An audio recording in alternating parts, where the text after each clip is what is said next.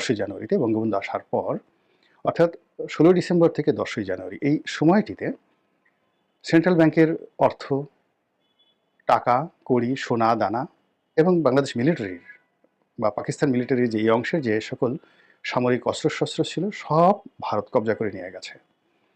এবং আমাদের তখন দুটো শিল্প অঞ্চল ছিল। একটা ছিল চট্টগ্রাম কেন্দ্রিক, আরেকটা ছিল খুলনা কেন্দ্রিক। মূলত পাটকল কেন্দ্রিক এই এবং জাহাজ নির্মাণ শিল্প কেন্দ্রিক চালনা বন্দরকে কেন্দ্র করে বিশাল একটা বাণিজ্য ছিল।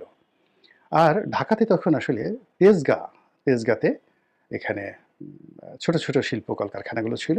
তেজগাঁ শিল্প এলাকা, ঢাকার কাছাকাছি হরদে গ্লাস ফ্যাক্টরি ছিল, আর আদমজি জুট মিল ছিল, টঙ্গীতে ছিল লতিফ বাওয়ানি জুট মিল। কিন্তু মূলত বড় বড় জুট মিলগুলো, শিল্পাঞ্চলগুলো তখন চট্টগ্রাম এবং খুলনা কেন্দ্রিক ছিল। আর নারায়ণগঞ্জে মূলত ব্যবসার জন্য, মানে